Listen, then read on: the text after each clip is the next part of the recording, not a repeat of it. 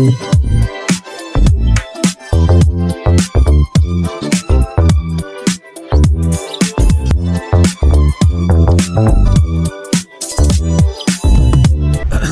à tous, bienvenue sur ce nouveau podcast de l'Asso Maki. Maki Podcast, encore aujourd'hui on va parler de foot comme d'habitude. On va toujours parler de foot, on va peut-être changer à un moment donné, mais pour l'instant on va parler de foot. Petite nouveauté sur ce podcast-là, on a un invité, donc Monsieur Tout qui va se présenter pour nous. Il va nous présenter un peu son parcours, il va nous présenter un petit peu ce qu'il fait, et évidemment son équipe préférée et tout ce qu'il aime dans le foot. Bonjour Andy, bonjour Jessie, et merci à l'Asso Maki de m'accueillir aujourd'hui. Donc moi c'est Touk Razanadjakout, je suis le président, le responsable de Gaspanam Sport. Gaspanam Sport, c'est une organisation sportive de la diaspora malgache, un espace de rencontre de la diaspora malgache. Je suis un passionné de football et mon équipe préférée, comme vous pouvez le voir, c'est le Barça. Et moi, donc, je viens de finir mes études récemment et je travaille donc dans le management. Et voilà, en général, je ne sais pas si tu as d'autres questions par rapport à cela. Donc, évidemment, un fan du Barça. Premier fan du Barça sur ce podcast. Vous avez l'habitude de nous voir en train de parler de Première Ligue tous les jours. Donc, un petit peu de Liga, ça fait toujours du bien. Alors, Touk, qu'est-ce que tu en as pensé, toi, de la saison du Barça, déjà ? Peut-être nos premiers sujets à aborder aujourd'hui. Qu'est-ce que tu en as pensé de la saison du Barça ? Comment l'équipe elle s'articule aujourd'hui ? Est-ce que tu es plutôt satisfait ? Tu n'es pas satisfait ? Comment ça se passe ? Bien sûr, après le match de mardi, c'est un peu compliqué comme question. Mais après, dans une généralité, quand on prend du recul, je suis content de l'évolution, du processus de reconstruction qui a été effectué au sein de l'équipe du Barça cette saison. Et nous avons montré qu'on était éligible au quadruplé. On pouvait postuler également à la Ligue des Champions, les demi-finales. Malheureusement, donc, on a eu ce qui s'est passé mardi. On va peut-être en parler un peu plus tout à l'heure. Pour donner un petit peu de contexte, au moment où on tourne, le Barça vient de se faire éliminer par l'Inter Milan en Ligue des Champions, raison pour laquelle Touk parlait tout à l'heure de la défaite et de l'état d'esprit de l'équipe. Voilà, c'est bien cela. Mais en général, donc, on a marqué beaucoup de buts. Je crois qu'on est la meilleure attaque d'Europe en ce moment, a priori. On a fait également... Moi, je peux dire aujourd'hui qu'on a l'équipe, on va dire, à 80%. On est vraiment dans ce processus de reconstruction. Et j'espère cet après-midi, il y aura le Real et le Barça donc, qui vont s'affronter. J'espère qu'on va gagner ce match et on va gagner la Liga également. Je crois que, même moi, au début de la saison, je ne pensais pas qu'on pourrait gagner la Ligue des Champions. Hein, mais... Par contre, par rapport à la Liga et les autres coupes, je pense que en tant que fan du Barça, on peut être satisfait de l'équipe qui est là, de l'attaque qui est là, même si en défense, il y a beaucoup à faire également. Sur le jeu, en général, il y a vraiment beaucoup d'efforts à faire. Et donc, dans une généralité, pour moi, on est satisfait du grand retour progressif de ce Barça. Là, ce que je vois, c'est que vous avez 63 buts en 56 matchs, ce qui fait une moyenne de 2,91 buts par match. Donc, c'est quand même une très, très, très grosse moyenne. Donc, effectivement, vous avez la Super Coupe d'Espagne, vous avez la Coupe du Roi, la Champions League encore qui est mort, du coup, et la Liga en cours. Donc, c'est plutôt une belle saison pour le Barça cette année. Est-ce que toi, tu as un joueur en particulier qui t'aurait marqué cette année sur le Barça ? Sur le Barça, donc j'ai un focus sur Pedri. Pedri qui est toujours décisif et la plupart, je crois qu'il est à chaque fois où on gagne, c'est toujours un Pedri décisif. Donc pour moi, Pedri, bien sûr, Lamine qui a pris en confiance cette année et qui a marqué avec le trio d'attaque qui a marqué beaucoup de buts. Donc c'est super. Franchement, ça fait plaisir en tant que fan. Mais au milieu également, Pedri a vraiment fait le maximum avec la blessure de Gavi également. Pedri était vraiment au top et franchement, pour moi, il est Quelque part, c'est un peu le mec qui a assuré la continuité du milieu du Barça depuis déjà quelques années. Hein. Donc lui, il vraiment s'inscrit dans la durée sur le milieu de terrain du Barça. Et qui fait que cette année encore, il prouve que c'est lui le patron en fait dans le milieu. Je me souviens de Toni Kroos qui disait que c'était le meilleur en ce moment à ce poste-là. Donc un grand comme Toni Kroos qui recrunait un petit jeune comme ça, c'est fou. Jesse, toi, t'as des commentaires sur le Barça ou pas? Ouais, non, je trouve le Barça... J'avoue, je m'attendais pas à un Barça comme ça. Pour moi, en fait, il fallait attendre encore 1 an avant de les voir à ce niveau. Mais être arrivé en demi-finale de Ligue des Champions, déjà c'est ouf parce qu'en fait pour moi à ce niveau-là, ça se joue à très peu en fait quand tu passes en finale ou pas. Le match avec l'Inter, on en parlera après, mais ça se jouait vraiment genre à rien quoi. Donc pour moi ils auraient pu passer, les voir comme ça dominants en Liga et probablement et peut-être, j'espère pour toi, qu'ils gagnent la Liga. Pour moi je m'attendais pas à ce que ce soit là maintenant parce qu'en fait je trouve cette équipe super jeune. Je les trouve jeunes, je trouvais aussi que c'était pas encore assez équilibré au niveau des défenseurs, au niveau de leur... je trouvais que c'était trop offensif et en défense, il manque, tu vois, encore un peu de... C'est encore le cas en fin de saison, tu penses, Touk? Là, en ce moment, c'est le cas, puisque tout d'abord, hein, on a beaucoup de blessures côté défensif. Koundé, Baldé. Également, on a eu le gardien de but donc, qui a été remplacé vers la fin de la saison. Donc là, ça nous a pénalisé avec l'Inter.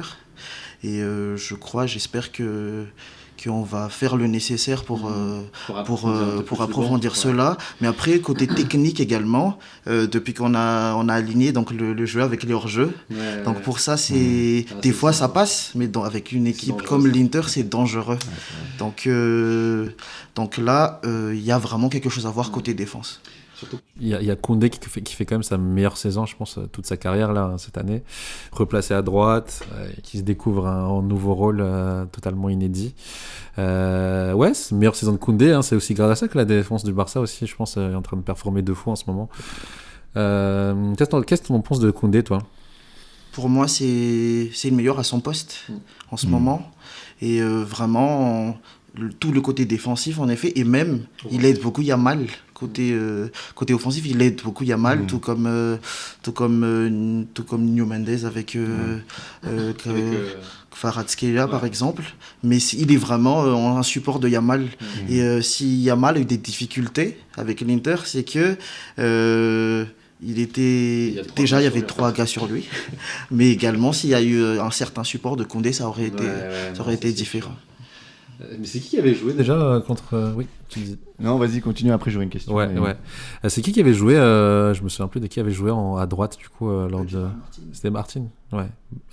C'est un jeune moins expérimenté, du coup. Oui, je crois que c'était son deuxième match, troisième match en grande compétition, en tout cas.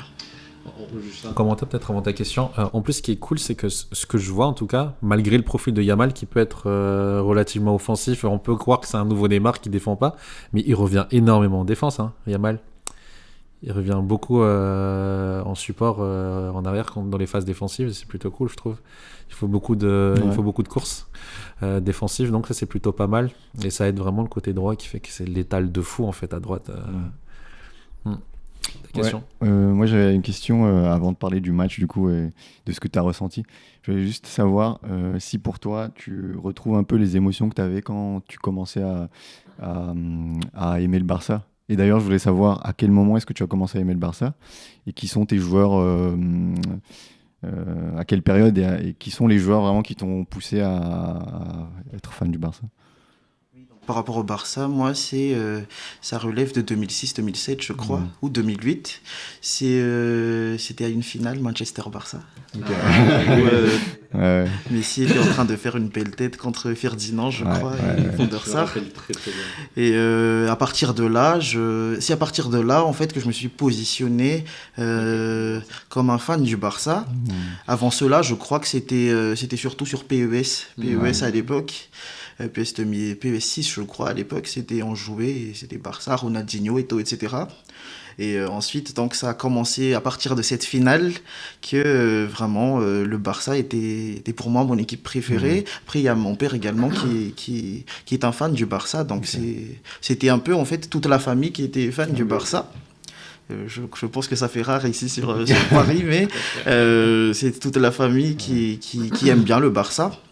Et bien sûr, 2010, je crois, 2010, c'était vers 2010, ou je crois 2013 ou 2010, avec Iniesta, Xavi, etc. Là, je crois on était vraiment dans des émotions où on était au top en Europe. Moi, par rapport au ressenti, je crois que je m'attends tous les ans à un grand Barça. On nous fait espérer à chaque fois que on sort de crise, ça va avancer comme cela. Pour moi, je suis, bien sûr, cette année, j'étais content en effet de voir la progression. Et je sais qu'en sortant de crise, c'est compliqué. Ça prend 5 ans, 10 ans pour reconstruire une équipe et on a essayé beaucoup de choses. Braithwaite, on a essayé un peu tout le monde. On a essayé, on est passé par là, pour te dire qu'on est passé par là. Vraiment, on est passé par tous les états. Et jusqu'à maintenant, j'attendais toujours le retour de ce grand Barça. Et je crois qu'on est dans le processus, donc je suis quand même content de ce qui a été fait. Et par rapport à la question, si j'ai ressenti la même chose, bien sûr, à tous les matchs du Barça, j'ai toujours cette petite... Fan de la première heure, fan toujours. Voilà, c'est bien cela. Et moi, c'est quelque chose qui me tient à cœur, en effet. Est-ce qu'il n'y a pas un petit truc quand même cette année qui fait qu'on est peut-être à l'émergence d'un nouveau Messi Tu vois, est-ce que tu as ressenti ce petit sentiment-là de l'émergence d'un nouveau Messi parlons bien sûr de Yamal. Qu'est-ce que tu penses de ce gars-là ? Est-ce que vous, en tant que fan de Barça, vous retrouvez quelque chose des frissons de l'ancien temps, du temps de Messi Prime, 19 ans, qui arrive et qui casse tout ? Parce qu'il est quand même très jeune, hein, il a 16 ans. Je pense que je me mouille, mais je me souviens pas avoir vu Messi à ce niveau-là quand il venait tout juste d'arriver au Barça. Quand il a commencé à jouer pro à 16 ans, je le voyais pas à ce niveau-là. Moi, je vois pas trop Messi. Mais Neymar ou Ronaldinho, c'est-à-dire sur le côté, et le gars qui dribble tout le monde, qui feinte tout le monde et qui fait la course. Donc là, plutôt Ronaldinho, Neymar, mais sinon Messi, je le vois en quelqu'un d'autre. Et c'est pas un joueur du Barça, mais c'est un joueur du PSG. Et vous aurez, je l'ai mentionné tout à l'heure, Kvaratskhelia. Pour moi, en ce moment, en enlevant Messi, c'est mon joueur préféré. J'aime vraiment comment il joue et comment il gère le ballon et le match.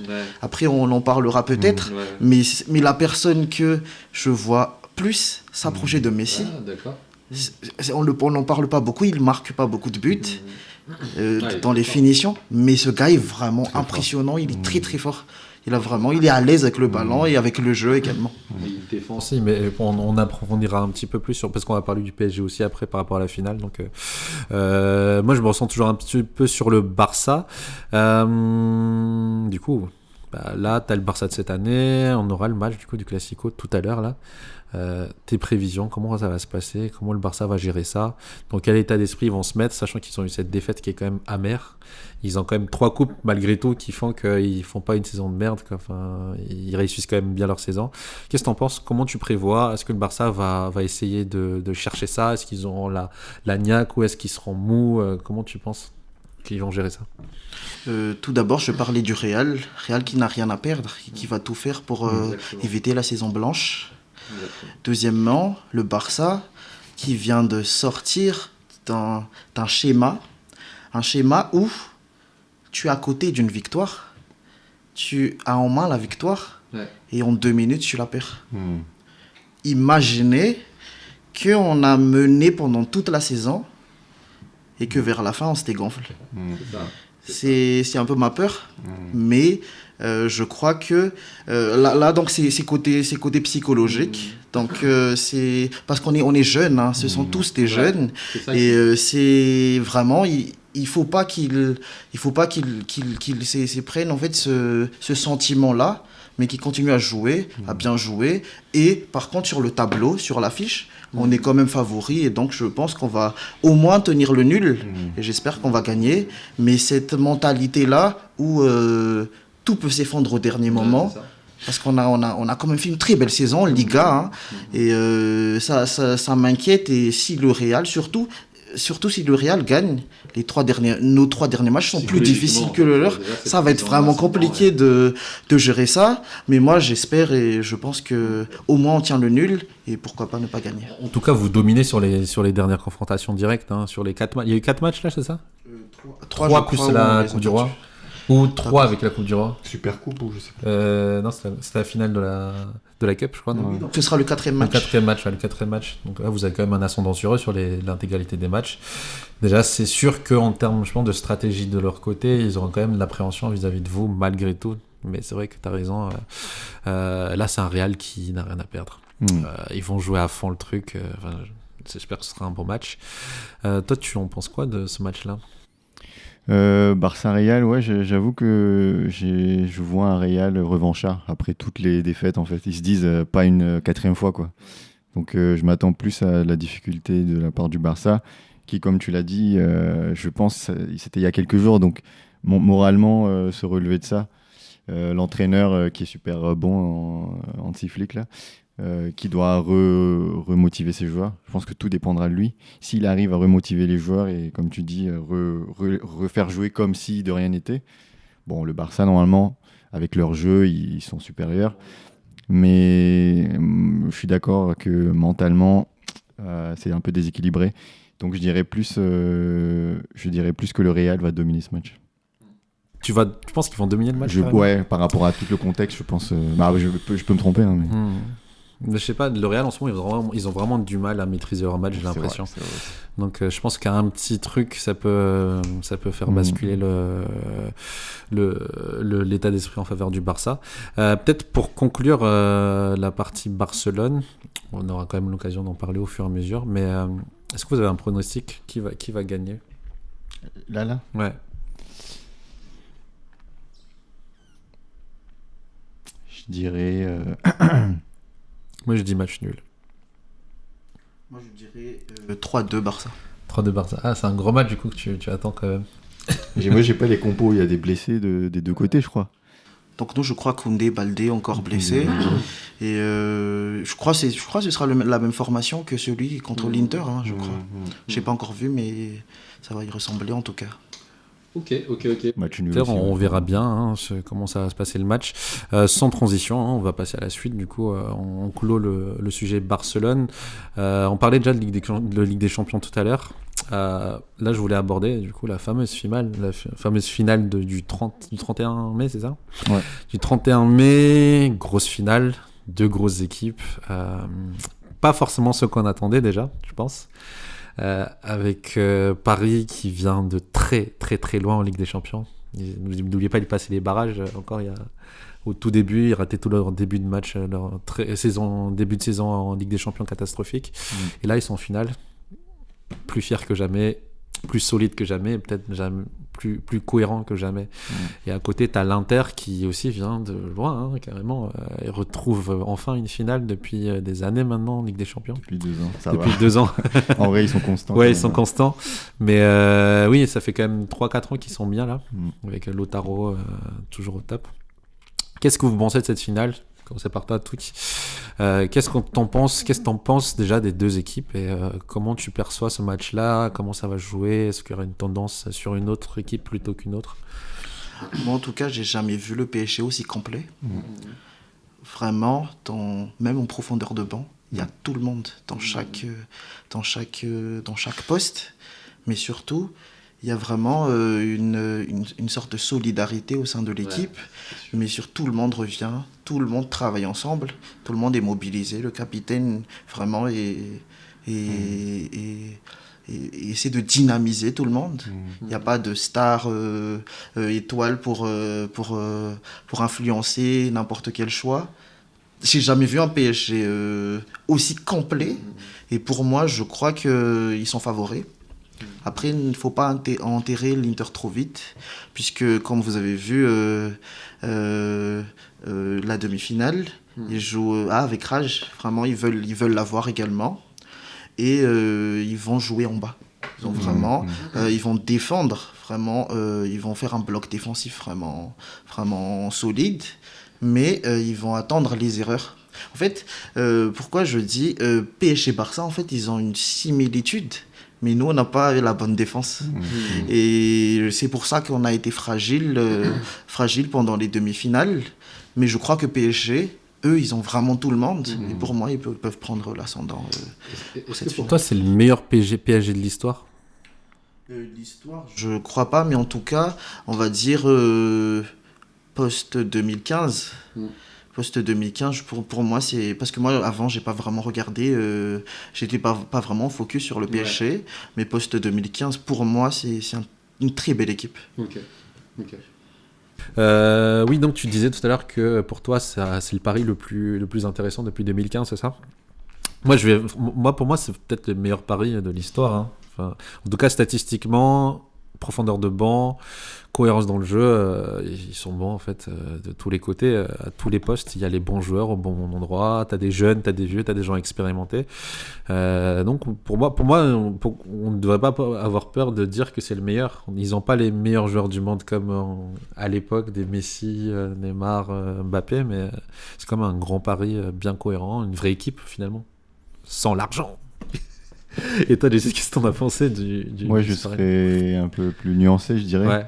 En fait, oui, s'il gagne la Ligue des Champions, c'est le meilleur pari. C'est le meilleur pari de l'histoire, mais il faut qu'il la gagne. Pour moi, s'il la gagne pas, ils sont pas la meilleure équipe de l'histoire. Le PSG était déjà en finale en 2021. 2021, je pense. Ouais. Et à cette époque, il y avait Neymar a fait un taf de fou à ce moment-là. Ouais. Moi, je trouvais qu'à l'époque, ils jouaient aussi très bien. En fait, ils étaient super forts. C'était pas le même jeu, effectivement. C'est un jeu plus tourné vers ces stars et donc ils font des choses extraordinaires. Neymar qui dribble. Neymar est vraiment super fort, quoi. Et donc quand tu voyais le PSG jouer, tu te dis waouh, quelle équipe quand même. Mais pas de la même manière qu'aujourd'hui. Aujourd'hui, tu te dis waouh, quelle solidarité. Tu vois, c'est pas les mêmes trucs. Mais effectivement, il faut qu'il gagne pour moi. En fait, il faut qu'il confirme. Et là, je vois que le PSG, la manière dont le public voit le PSG, ça change quand même parce que on était quand même moqueurs pendant des années, quoi. On se moquait d'eux avec. Perso, je suis un gros moqueur de Paris, tu vois. Mais là, pour une fois, quand je vois leur jeu, ça donne envie de les supporter quand même. Tu vois, un petit peu, c'est beau à voir les matchs. Ouais. Ça me fait mal de dire ça, mais ouais. Mais ouais, donc, ça change. Et pour moi, le facteur, la personne la plus importante dans ce changement, c'est Luis Enrique. Et c'est vraiment lui c'est lui qui a tout changé en fait. C'est lui qui crée le trait. Et donc bravo à lui. Il amène vraiment quelque chose de cohérent. Il a enlevé les stars. Je sais pas si vous vous rendez compte qu'aujourd'hui, comment il s'appelle, le milieu de terrain, le jeune qui était promu au PSG là, mais qui joue plus du tout en EDF. Comment il s'appelle Zeremri. Zahir Emery. Tu vois, lui, il était promu avec une grosse com sur lui. Genre, tout le monde disait c'est à la Future Star. Aujourd'hui, il est même pas titulaire avec Luis Enrique. C'est pour dire qu'en fait, lui, il décide. Ouais, on n'est plus dans la com. Il dit c'est pas parce qu'on t'a annoncé que, etc., que il devient une star, etc. Lui, tout ce qui compte, c'est le terrain. Qui est solidaire, qui est fort. Et il décide toujours qui joue pas, qui il met sur le banc les joueurs. Personne se plaint, tout le monde accepte. Ça, c'est vraiment fort de sa part. Même Dembélé sur le banc au dernier match. C'est incroyable. Alors qu'on aurait pu croire, il va risquer tout et mettre Dembélé des lignes tombées. Non, il sait gérer le banc, il sait gérer les phases. Ce qui est vraiment intéressant sur ce pari-là, et ce qui n'était pas le cas d'avant, je pense, c'est leur gestion des matchs. Ça a beaucoup changé. Leur gestion des phases faibles, faibles, où ils sont pas en possession, là où ils arrivent à défendre et à être cohérents. Ils paniquent plus comme avant en fait, parce qu'avant c'était tellement offensif, ils étaient tellement en confiance avec leur attaque de fou là, que dès qu'ils se faisaient un petit peu bousculer offensivement par une autre équipe qui est un peu plus forte qu'eux, ça panique, ça stanise. Là ils savent vraiment gérer les phases où ils sont sans la possession. Ils défendent ensemble solidairement, ils sont à 11 même des fois. On a vu sur le dernier match là contre Arsenal, ils étaient à 11. Il y avait plus d'attaquants quasiment, il y avait que c'est qui à droite déjà c'est Marocain. Enfin oui, il y a que Hakimi et Doué qui faisaient juste les contres, mais franchement avec Gvara c'était limite un arrière gauche en fait le type. Et donc voilà, je te laisse reparler de Gvara, joueur incroyable franchement. Le type il sait tout faire, il est létal dans les passes, il est létal en frappe combien de fois il a failli marquer sur. Il sait tout faire. Il est super complet. Il est très intelligent dans le jeu. Il défend bien. Et il est à fond, quoi. Franchement, Pour vous, c'est qui le meilleur joueur du PSG? Pas une question. Si le Ballon d'Or revient à Paris, c'est qui, vous le donnez à qui? Ça, c'est qui? Mais moi, j'avais déjà dit Dembélé à l'époque. Parce que, bon, ça dépend des critères du Ballon d'Or, mais ils vont sûrement regarder les nombres de buts, le nombre de passes. Donc, je dirais Dembélé. Franchement, moi, autant que toi, je suis séduit par Kvara. Hein. Par Kvara, dans sa... Comment dire ça? Dans sa gestion de ses matchs, en fait. Moi, c'est le type, quand il n'y arrive pas offensivement, il donne de l'effort défensivement. C'est pas... Parce qu'au début, j'étais plus sur Vitinha, par exemple. Mais je vois que Vitinha, quand il perd beaucoup de ballons au début de match, il a du mal à revenir quand même, tu vois. Comme contre le Arsenal, il faisait beaucoup d'erreurs. Il n'arrivait plus à retrouver la confiance qu'il avait, en fait, gardant le ballon au pied et tout. Mais Kvara, il passait pas, mais il était à fond derrière. Il aidait, il était solidaire. Donc moi, je dirais Kvara, moi. D'autres commentaires sur Paris, éventuels? Peut-être sur la finale. Ouais, non, c'est ce que je disais, ouais. Mais déjà, peut-être de l'Inter. Après, on parlera de la finale après. Ouais, bah, l'Inter. Et l'Inter, super costaud, super fort. On la sous-estime, tu vois, personne. Mais elle est toujours là, toujours costaud, avec des joueurs expérimentés. Ils ont l'expérience de la Ligue des Champions et tout. Donc ça va jouer effectivement contre Paris. Mais il y a un truc que j'ai remarqué, c'est que les 4 derniers matchs de l'Inter, et défensivement, alors pourtant c'était ce qui était connu pour eux, genre ils sont forts défensivement, ils ont quand même encaissé, je crois, 20 buts par match, les 4 derniers matchs. Et donc je me dis, en fait, finalement, la défense, c'est pas non plus leur fort, mais leur fort, c'est plutôt le mental, en fait, à chaque fois. Donc c'est vraiment ça qui va jouer. Donc ça va être super dur. Là, j'ai aucune idée de qui pourrait gagner le match. Ça peut jouer à des petits trucs, ça peut jouer à rien, quoi. C'est vraiment c'est limite. Pour moi, donc l'Inter, c'est très très solide. Ils vont tout faire également pour priver Paris de cette première Ligue des Champions. Mais je crois que pour nous, hein, comme j'ai dit tout à l'heure, nous c'était t'as pris notre deuxième mi-temps. On peut marquer des buts sur eux. On peut les dominer, on peut vraiment les dominer. Et Paris sait le faire également, tout comme nous. Mais le potentiel, le plus de Paris, c'est qu'elle peut aussi défendre à côté. Et pour moi, je pense que vraiment, il faut pousser devant, mais ne pas oublier de défendre, se replacer également et rester solide dans la défense. Mais moi, je crois que Paris a l'avantage et peut très bien le prendre pour cette année. Techniquement, je pense que techniquement, en termes de technique pure, Paris est au-dessus, ça c'est une certitude. Hein. Mais après, tu as le duo Lautaro-Thuram, excellent, ils sont rodés de fou. Il faudrait, je pense, qu'ils réussissent à gagner tous les duels aériens avec Thuram. Ça, c'est la clé aussi parce qu'il y a beaucoup de jeux sur Thuram en appui remise avec Lautaro après qui se décale. Donc, s'ils arrivent à faire ça, déjà à maîtriser ce Thuram-là qui se déplace, qui se décale à droite, qui est en point d'appui, je pense déjà ce sera une bonne stratégie pour eux en défense. On avait parlé dans un ancien podcast de savoir quel joueur était sous-côté. Ou surcoté, pardon. Thuram, du coup. Et du coup, Thuram, c'est vrai qu'il est vraiment sous-côté. Personne part de lui et pourtant il marque, pourtant il fait les efforts. Ouais. Il est super collectif. C'est à cause de l'équipe de France, hein. Parce qu'il n'arrive pas à faire pareil en équipe de France. Et je pense même que c'est même pas trop sa faute. C'est plus la façon dont il s'imbrique dans l'équipe avec Mbappé et tout. C'est pas encore ça. C'est pas encore ça parce que je vois qu'il fait des efforts. Il essaie de dribbler, il essaie de déborder, d'avoir un impact physique, mais derrière l'équipe elle est pas encore cohérente devant. Du coup, ton pronostic sur ce match-là, comment ça va se passer? On passe à la prolongation. Prolongation. Et je crois que Paris peut mettre un but à la prolongation. Ah ouais. On va dire 1-1 dans le temps réglementaire. Et Paris les crucifie 112e. Ou le contraire. Parce qu'on a bien vu avec contre le Barça. Oui, c'était bien cela, oui, mais je pense que Paris peut vraiment le faire cette année. Non, c'est vrai, franchement, pour la première fois, je pense qu'ils peuvent la gagner. Mais après, il y a ce truc-là, je ne sais pas si vous le constatez, mais il y a cette malédiction des équipes françaises en phase finale comme ça, là. où il perd les moyens psychologiquement, que ce soit même Marseille, on a vu. Après, Marseille, c'est Marseille. Mais Marseille, on a vu comment ils ont fait. Paris, lors de la finale, c'était pareil. Paris en demi-finale, on a vu à plusieurs reprises, que ce soit Lille, même Brest, tous le même problème. Ils sont très bons. Ils arrivent à prouver qu'ils sont capables de jouer les grands matchs. Mais quand il y a vraiment le mal décisif, il y a un truc qui débloque. Comme ça. Moi, je trouve que Paris a quand même réussi à changer ça. Tu penses qu'ils ont réussi à casser le... Quand ils sont menés par Liverpool, tu vois, ils peuvent perdre les moyens, mais ils reviennent. Et ça, j'avais jamais vu Paris comme ça, tu vois. Pareil, c'est que cette année que tu vois qu'en fait, ils paniquent pas, ils continuent à jouer, ils continuent. Donc je me dis quand même que cette année, c'est différent des années d'avant où je pourrais dire ça. Okay. Donc, cette année, moi, je pronostique un super match, un 2-2, tu vois, penalty. Franchement, c'est possible. C'est possible. Et c'est ce qui est possible. Et surtout avec ce genre d'équipe-là, encore une fois, où il n'y a pas des grosses stars capables de faire un miracle à la 89e minute et tout ça. Il faudra un collectif bien rodé.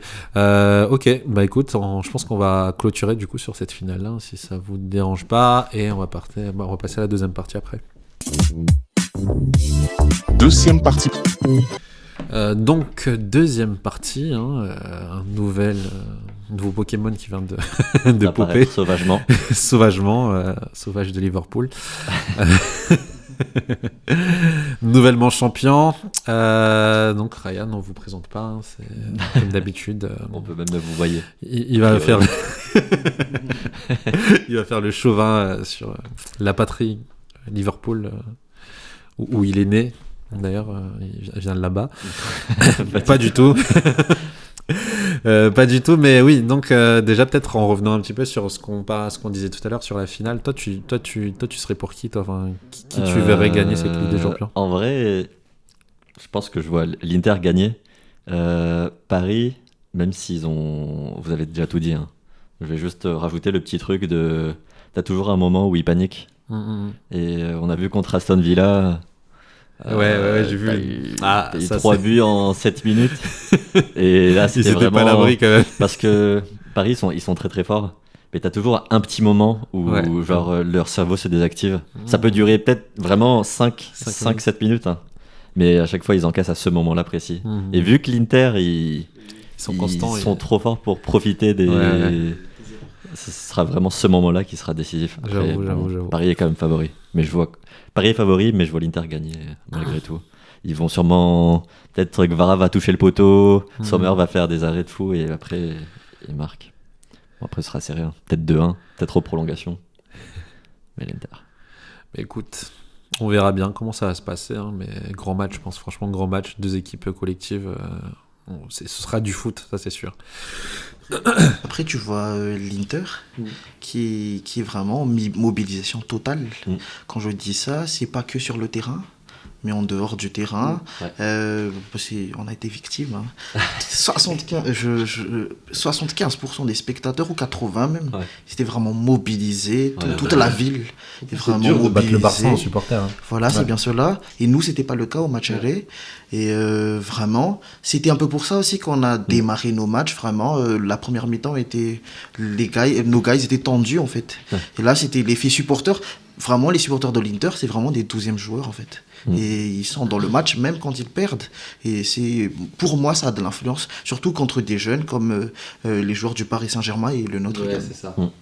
Ça aussi qui va jouer, hein, c'est la jeunesse de l'effectif là. Mais écoutez, on va close du coup la partie Ligue des Champions. On va s'intéresser une nouvelle fois à la Première Ligue. Ils en ont pas marre ces gars-là, encore une fois. Bon, écoutez, donc Reims, nouvellement champion. Qu'en penses-tu? Content, pas content? Pas c'est content, la routine. C'est normal quoi. Content, bien sûr. On égalise Manchester United à 20 Première Ligue partout. Aïe. La prochaine, on attend la saison prochaine, on sait jamais. Peut-être qu'il y aura une 21e pour l'une des deux équipes. Voilà, je ne sais pas laquelle. Mais non, très content, évidemment. C'est très bien qu'ils vont rien prendre. Non, juste là, Liverpool, très, très content. 4 matchs avant la fin, du coup, être champion, ça arrive pas si souvent. En général, il y a toujours au moins un club qui est là mathématiquement, qui garde un peu. Et là, du coup, il y a 4 comment t'appelles ça, 4 haies d'honneur qui leur sont donnés, dont Chelsea et Arsenal. Donc ça fait... Voilà, plaisir. Bah, avoue quand même, il n'y avait pas vraiment de concurrence cette année aussi. Bah, c'était pas les meilleures équipes des 4 dernières années, quoi. Bah, en vrai, vrai, les équipes n'étaient pas en forme. Non, déjà Arsenal mentalement ils auraient pu revenir, mais ils ont été mauvais au moment de conclure. Après, faut dire un truc, Liverpool avait un gros matelas en début janvier. Et là, on dit qu'ils font une mauvaise deuxième partie de saison. Ouais. Sauf que sur la deuxième partie de saison, ils sont premiers de C'est ça. juin. Donc, du peut-être coup, dans le jeu, peut-être avec Dans le Salah jeu, qui est ils étaient moins bons, beaucoup moins bon qu'au début de saison. Donc je pensais ça aussi. En fait, Salah, c'est égal Liverpool. Oui, c'est ça. Ouais. Et d'ailleurs, pour ajouter à cela, janvier, février, pour tout le monde, c'est Liverpool qui va prendre la Ligue des Champions. Ouais, ça c'est un vrai. Liverpool-Barça. Favori pour tout le monde à ce moment-là, et que malheureusement donc il y avait un très grand pari à côté. Mais franchement, cette saison, Liverpool c'est vraiment une très belle équipe, et que nous-mêmes on avait peur, puisque on pensait que en fait nous on pensait à l'époque que c'était la seule équipe qui pouvait nous éliminer. Et voilà, donc le foot ça va vite. Le foot ça va très vite. Franchement, je sais pas ce qui s'est passé dans cette équipe. Non, mais là, c'était déjà, non, en vrai, Liverpool avait un moins, comment dire, ils ont eu une grosse baisse de régime. Ils ont toujours un peu cette baisse de régime entre janvier et mars, et là, ils l'ont encore eu. Et depuis janvier, ils faisaient des matchs nuls contre des petites équipes, Everton, et Nottingham Forest. Ils gagnaient de très peu à chaque fois. Man United, contre une grande équipe de Man United. Pareil, il y avait le match contre Chelsea aussi, ils ont failli perdre. Et du coup, bon, ça arrivait au moment où le PSG commençait à monter vraiment de régime. Et bon, en vrai, ils ont été meilleurs, et voilà quoi. Bon, même s'ils ont gagné au penalty, donc c'était quand même très très serré, hein, faut dire, mais bon, ils ont été meilleurs. Mais dis-moi si j'ai tort, mais t'as moi, tort. Je pense que t'as tort. Quand tu dis ça, t'as tort. Ça va. mais franchement, c'est pas un grand Liverpool qui a gagné la PL, c'est plutôt des mauvais concurrents. Je suis désolé, mais c'est ça en fait. Non. C'est des mauvais. Il n'y avait pas de challenger, tout le monde était mauvais, vous étiez juste un peu moins mauvais que nous. Non, bah regarde comment ils se battent pour la... Mais toi, tu le dis toi-même en fait, parce que regarde, tu peux pas dire que vous avez les meilleurs joueurs en ce moment là. Salah, nul. Non, ils ont une baisse de régime. Arnold en vacances. Ils ont une baisse de régime.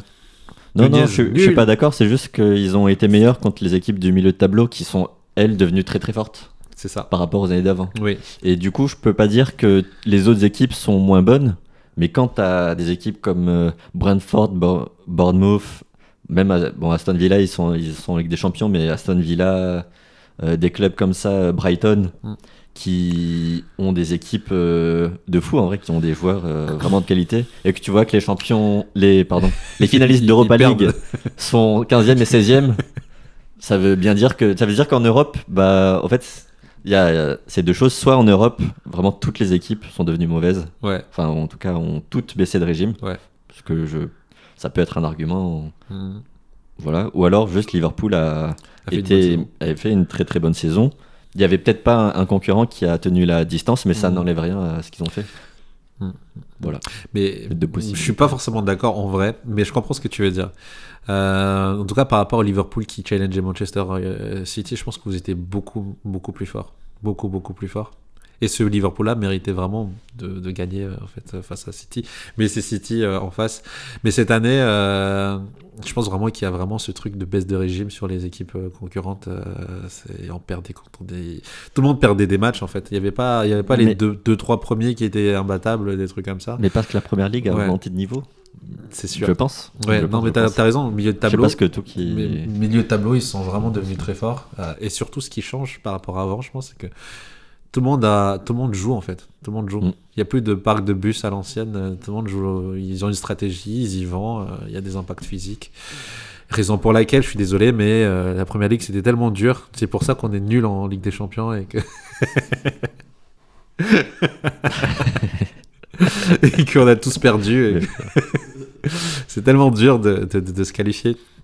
Inversement, t'en penses quoi de la Ligue 1 Est-ce que c'est plutôt une montée générale de la Ligue 1 ou plutôt... Franchement, sans que ce soit vraiment une montée, il y a quand même des équipes qui émergent petit à petit. On a vu Lille un petit peu, on a vu Brest, on a vu qu'ils peuvent faire des choses, tu vois. Mais il faut encore faire des efforts, je pense.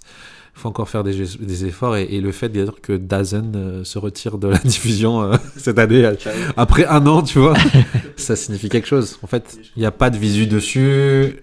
Ce qui fait que les équipes n'ont pas d'argent pour se payer des joueurs qui attirent le monde aussi. C'est un peu ça, en fait. Donc, si tu n'as pas les bons joueurs, forcément, tu ne peux pas prétendre à des grosses saisons, en Europe en tout cas. Et tu vois sur les classements des équipes qui ont des équipes, des ligues qui disposent de joueurs, d'équipes en Ligue des Champions. Là, la Ligue 1, il n'y en a que 2, c'est ça ? Il n'y a que deux équipes qui sont qualifiées en Ligue des Champions. L'année prochaine ? Ouais.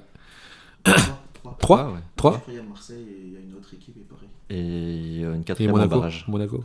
Oui, voilà, deux d'office et troisième en barrage. Troisième en barrage. C'est pour ça que je parlais de deux et troisième en barrage. S'ils arrivent à monter, ça prouve, tu vois, encore que la Ligue 1, ils ont encore des efforts à faire. Mais on a vu que c'était cool quand même, je pense. Qu'est-ce que t'en penses Ouais, la Farmer League, hein. On connaît. Là, on a tort, puisque vu qu'on a personne en Ligue des Champions. Donc, C'est vrai. Non, c'est vrai. En tout cas, t'as des équipes comme Lille et Brest qui ont quand même réussi, malgré tout ce qu'on a dit. Les gens, ils attendaient Brest dernier, tu vois, de la Ligue des Champions, du classement. Ouais. Ils ont terminé devant Paris, devant plein d'équipes. Lille, pareil, ils se sont qualifiés d'office en 8e.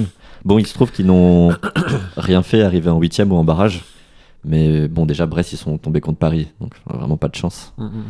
Monaco, pareil, ils ont eu 2 matchs contre Benfica où t'as des situations vraiment ubuesques qui ont fait qu'ils se sont pas qualifiés. Bon, en plus d'une défense très très nulle, mais des décisions d'arbitre difficiles. Bon, ça arrive, mais c'est arrivé au mauvais moment pour eux. Et du coup, Et puisqu'on parle de Ligue 1, c'était pas forcément prévu dans le programme, mais c'est intéressant. Qu'est-ce qui pourrait justement amener cette Ligue 1 à un level plus haut ? Parce que là, Paris a essayé, malgré tout, de rehausser le niveau, mais... Bernard Arnault, merci d'investir dans Paris FC, parce que c'est ça qu'il fallait. Ils sont en Ligue 1. Franchement, mais c'est bien, parce que ça crée de l'engouement. Un nouveau derby, quand même. Premier nouveau derby cette année.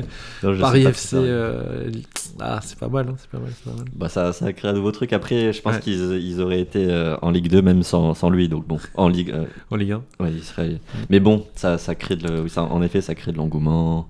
Là, on se dit, enfin, c'est pas un pays du Golfe ou un Russe qui vient mettre de l'argent dans un club. C'est un Français. Bon, de ce côté-là, voilà, ça crée un petit engouement, au moins. Après, bon, est-ce que ça va suffire ? Je sais pas, franchement. De l'autre côté, en fait, t'as l'impression que t'as plein d'équipes comme Rennes, Nantes, Lyon, qui sont très mal gérées. Lyon, surtout. Où t'as un Américain à la tête qui fait n'importe quoi et du coup c'est fou, ça. T'as toujours ces trucs là t'as des joueurs de fou qui sortent de la Ligue 1 tout le temps et qui partent en fait à l'étranger. Ça aussi. Mais si tu les gardais, si t'avais des clubs qui étaient vraiment bien gérés, peut-être qu'il y aurait moyen de faire un truc là t'avais Mbappé par exemple, un homme du pays resté à Paris pendant des années, tu vois.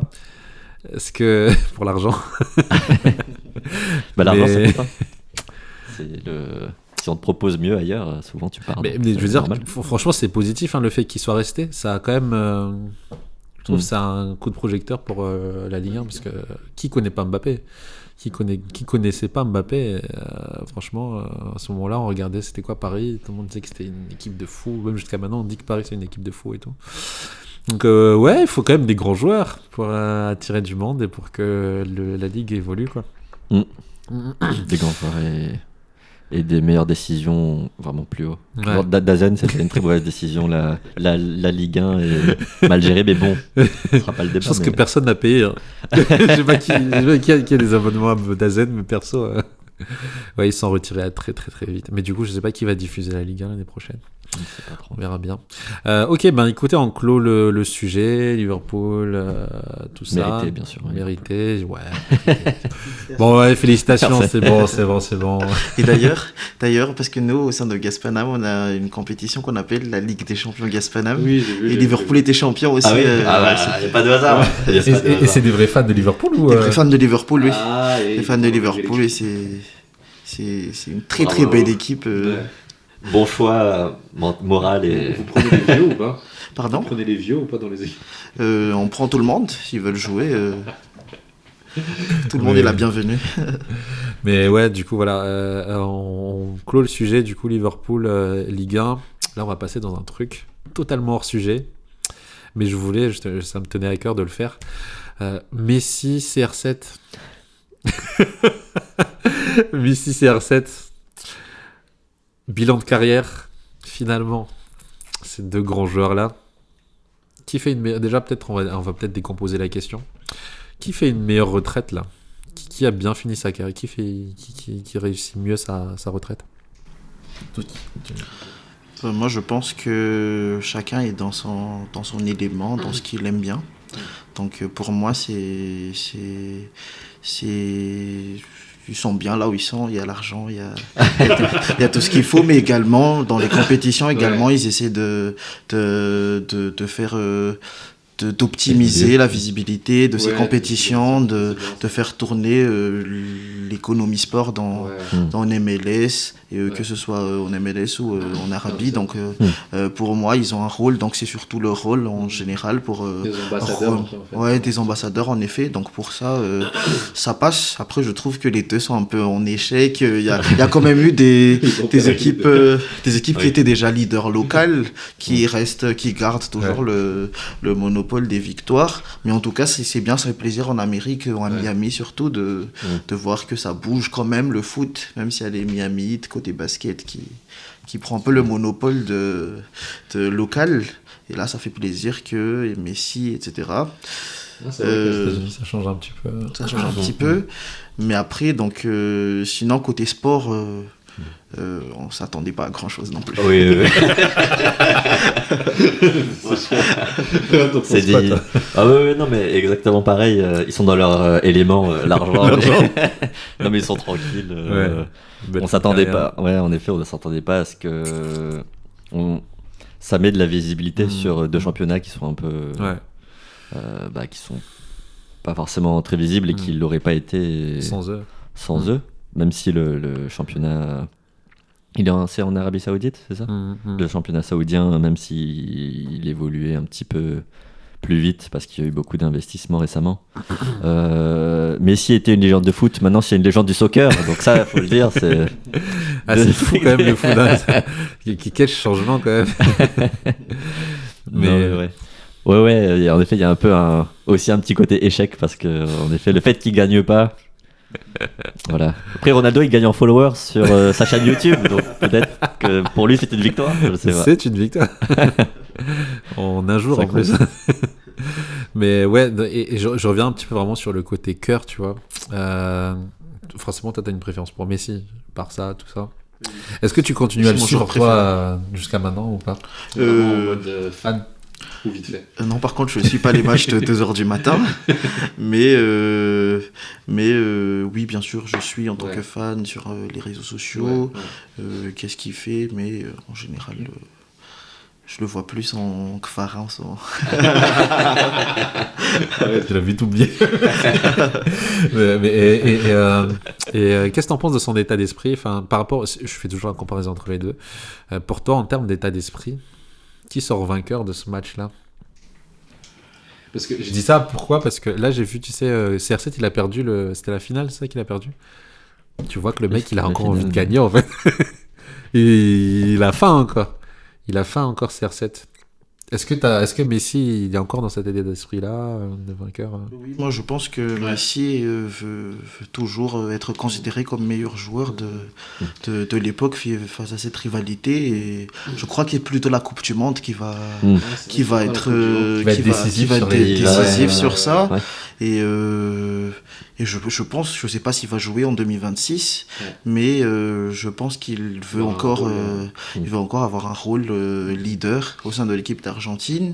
Et pour moi, il veut faire les choses sportivement, gagner des trophées encore avec l'Inter Miami. Et exactement, bien sûr, Cristiano Ronaldo qui est un vrai travailleur et qui reste au top de son physique, qui reste exigeant sur ça. Pour moi, ça reste des vrais compétiteurs qui restent au top, qui restent des exemples en effet. Mais c'est très marrant, je sais pas si vous avez vu la vidéo quand parce que du coup il aurait pu égaliser en fait. Qui est Ronaldo? Ouais. Ah. T'as vu la vidéo? J'ai pas vu la vidéo? Non, j'ai pas vu. T'as vu la vidéo, tu sais? Mais en gros, il y avait une action de but où il a fait un contrôle de la poitrine, il a raté la balle en fait. Il a pas pu égaliser. Et jusqu'à la fin du match, il a ressassé ça comme un fou. Enfin, il faisait son show comme d'habitude. Non mais vraiment, mais c'était littéralement ça. Regarde la vidéo, c'était exactement ça. C'était exactement ça. Et c'était... bon, c'est du cinéma, on est d'accord, mais tu vois qu'il veut quand même encore prouver, tu vois, que c'est un compétiteur, qu'il a encore faim. Et bilan de carrière, Messi Prime ou Ronaldo Prime? Messi Prime. Messi Prime également. Comment ça? Pas de. Est-ce qu'il y a vraiment une question? Les gens vont dire la même chose. Parce que... Oui, je veux dire, suffit de connaître le foot. Hein. Non, je rigole. Je ne suis pas sérieux. Ouais. Bah écoutez. Moi, c'est peut-être le cœur qui parle, puisque j'avais un penchant sur Messi, mais je pense que côté phase de jeu, animation de jeu, Messi a vraiment régalé tous ses fans du coup, et a vraiment fait souffrir pas mal de milieux de terrain, défenseurs, etc. Après Cristiano aussi, côté but, c'était vraiment sur les stats et également sur son modèle qu'il montre. C'est vraiment un grand travailleur, un grand compétiteur qui a imposé le respect. C'est vrai qu'il a imposé le respect. Mais c'est vraiment ce qui fait la différence avec Messi, c'est vraiment Ronaldo, malgré tout, même s'il a gagné, il a fait gagner ses équipes, il a un côté individualiste que Messi avait beaucoup moins, et ça se voyait aussi dans le jeu, et qui fait que t'as vraiment un truc de... Tout le monde est d'accord en fait sur Messi, c'est ça le truc. Ok, donc oui, tu voulais aborder un sujet aussi, tu m'en as parlé tout à l'heure, Inter-Barça, t'avais un petit commentaire à faire. Oui, donc moi, pour cette demi-finale, donc en tant que fan catalan, j'étais et je voulais le partager, je voulais pas le garder pour moi. J'étais vraiment anéanti pour cette sur ce match. Un mélange de tristesse, mais aussi de frustration. Tristesse tout d'abord parce qu'on a été éliminé et que sur la saison qu'on a fait, donc on n'est pas arrivé au bout, mais ça n'enlève rien du mérite de l'Inter, qui a très bien joué. Et tout d'abord, ce que j'aimerais préciser, c'est que le Barça a fait une très mauvaise entrée sur les deux matchs, que ce soit l'aller ou le retour. Et vraiment, j'enlève rien sur le mérite de l'Inter, mais toutefois, j'ai quand même quelque chose à dire sur la gestion de match de ce qu'on a du Barça. À la 90e minute. C'est un schéma qui ne quitte pas ma tête. Je vous jure qu'au lendemain de ce match, je pouvais pas bouger du lit. Et heureusement que j'étais en télétravail. Mais sinon, j'étais vraiment... franchement, normal. Je voulais rien faire, je voulais pas bouger. Et pourquoi on a fait ce choix? Pourquoi après le 3-2, on fait entrer Lewandowski, qui est un attaquant alors qu'il reste 5 minutes?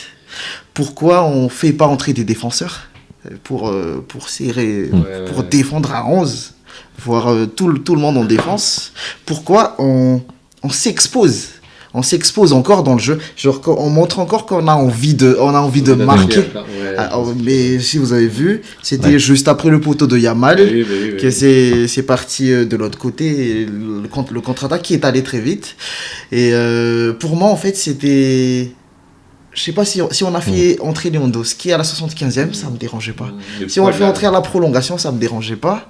Mais pourquoi après le but, on fait entrer un attaquant, mais pas un défenseur pour serrer, voire un milieu pour défendre à plusieurs? Ouais. Et je sais pas si vous pourrez répondre à cette question, mais je vais juste terminer et après je te passe. Et c'était vraiment pour moi un choix vraiment qui m'a frustré. Ouais. Mais encore, le problème c'est que Lewandowski également sur le match, contre Ferran Torres, lui, il courait partout. Il défendait. Et s'il restait là, dans les 5 dernières minutes, il pouvait vraiment aider dans la défense. Mais l'équipe s'expose. Et personne ne pense en effet que c'est possible, qu'il faut vraiment, que c'est plus important de garder le score que d'aller encore attaquer.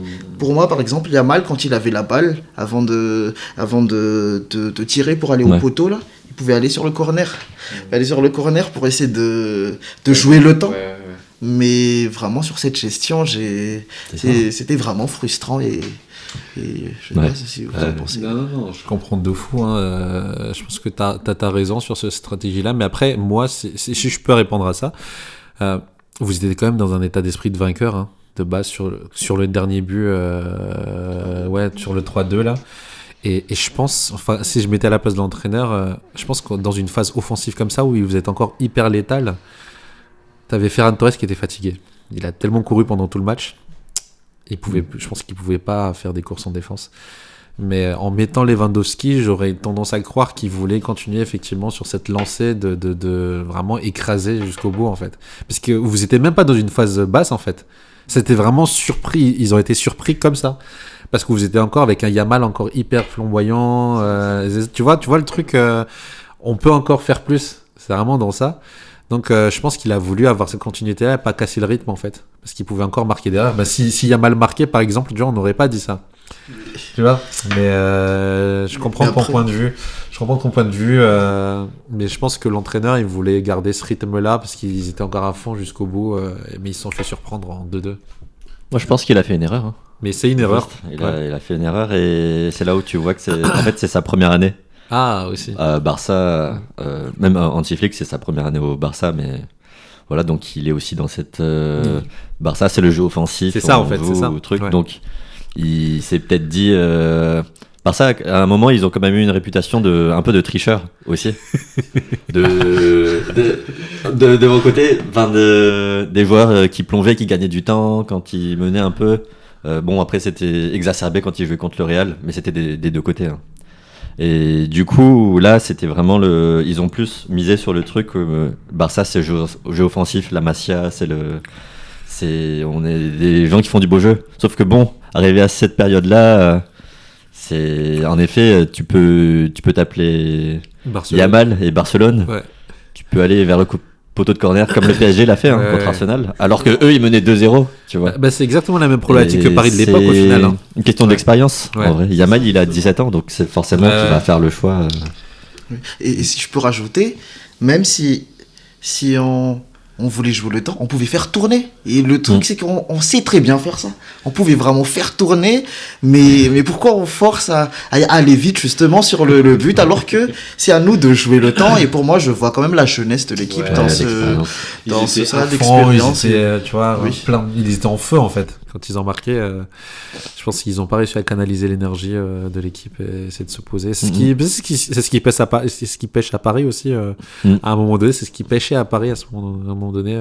Ils ne géraient pas les phases basses, comme je disais. Mais c'est marrant parce que quand il fait rentrer Lewandowski, et du coup, l'Inter, leur défenseur à Serbie, il est allé en attaque. Il était en pivot pour son équipe, et du coup, ça a marché. C'est marrant de voir qu'ils font rentrer un attaquant. Donc, ça fait, il y aurait eu trois défenseurs, 3 attaquants, et sauf que le défenseur, lui, il est parti en attaque. Donc, ça fait. La tactique de l'Inter c'était juste tactiquement, c'était top. Au niveau. C'est comme quand tu fais full attaque, tout pour l'attaque. Donc PES, c'est exactement ça. Et t'as le défenseur central qui. Ils avaient plus rien à perdre, en fait. Bah oui, c'est ça. Et il a marqué, du coup. Oui. Donc, écoute, c'est le foot. Mais oui, mais ça promet pour l'année prochaine, ça veut dire surtout. C'est qu'ils auront appris de cette défaite. Enfin, normalement, une bonne équipe, ce genre de défaite, ça le. Après, ça reste Ça une leur apprend. surprise quand même. Ça reste une surprise impensable, ce genre d'attaque. Ce genre de contre-assassin, c'était impensable à ce moment-là, et aussi précis. Franchement, en plus, l'attaque, elle était magnifique. Hein. C'était Ouais. super fluide. Tout le monde était positionné exactement au bon endroit à chaque fois. La passe, la finition, c'était un vrai attaquant. Et dernier truc, je pensais que c'est ce que t'allais dire et tu l'as pas dit. Il n'a pas blâmé l'arbitre. Il n'a pas blâmé l'arbitre. Non, parce que souvent, c'est aussi Il y ce que aurait les une gens faute disent, c'est avant qu'il y a et eu une tout, faute, ouais, c'est que le penalty qui est devenu un coup franc de Yamal, là, du coup, ça fait, t'as eu beaucoup de gens, de supporters, bon, c'était des supporters d'internet ou truc, hein, qui disaient, oui, voilà, on est encore désavantagé, alors que bon, quel intérêt de désavantager le Barça par rapport à l'Inter, je vois pas trop, personnellement. Mais... Donc c'est bien de pas avoir... Non, moi, c'est le foot. Hein. Et l'arbitre, il fait son max. travail, il fait le max, et c'est un humain comme tout le monde aussi. Et moi, ça arrive souvent à mes tournois. Hein. Lui, c'est son choix, donc c'est lui le chef sur le terrain. Mais pour nous, c'était vraiment cette gestion. Et voilà, cette gestion, mais surtout la gestion des 2 premières mi-temps où on n'est pas dans une demi-finale, en fait. Voilà. Mais écoute... C'est le foot. L'année prochaine. Je pense qu'on va clôturer du coup le sujet foot d'aujourd'hui. Hein. C'était super sympa. Touk, tu parlais déjà de tournoi tout à l'heure. Il faut rappeler, hein, comme on avait dit, Touk en fait il représente Gaspanam, une association qui organise des événements sportifs sur Paris et au niveau de la diaspora. Hein, il fédère un peu tout le monde et c'est super cool. Quels sont tes projets Touk en ce moment en cours justement? Merci, en tout cas merci pour ces échanges aujourd'hui. Du coup, Gaspanam, on organise ce qu'on appelle le Gaspanam Game, qu'on traduit avec les Jeux de Malgache de Paris. Et c'est prévu donc pour ce 24 mai et ce 1er juin. Ce 24 mai, pour du paddle, on va faire le premier tournoi de paddle dans notre diaspora, mais également du foot, donc ce sera au Five de Créteil. Et après cela, il y aura une grande soirée malgache que nous allons organiser sur Châtelet, au cœur de Paris. On invite tout le monde et vous également au sein de la Solmaki. Et le 1er juin, ce sera donc le basket et le volley. Donc là, on aura 52 équipes qui vont en total, donc qui vont compétir, qui vont jouer donc pour ce Gaspanam Game 2025. Et nous avons choisi le format interrégion de Madagascar, c'est-à-dire qu'une équipe va représenter une région de Madagascar. Le but pour cela, on tient à préciser que avoir un focus sur les régions, l'objectif c'était de faire à côté du sport une promotion culturelle et touristique de chaque région, mais également de mettre en lumière les projets de notre diaspora en faveur de chacune de ces régions. Donc voilà le projet Gaspanam Game et on vous invite tous à venir et on se voit là-bas. Écoute, au plaisir tout. Tiens, merci beaucoup de ton intervention, c'était super cool et on y sera au Gaspanam Game. Super projet, super initiative comme d'habitude et on est fiers d'avoir des gens comme ça dans notre diaspora et surtout dans notre communauté malgache bien aimée. Et on espère que ça va bien se passer et qu'il y aura des beaux matchs dans ces différents tournois-là, surtout. Donc, merci encore de nous avoir suivis pour ce podcast-là. Et à la prochaine. Et surtout, abonnez-vous.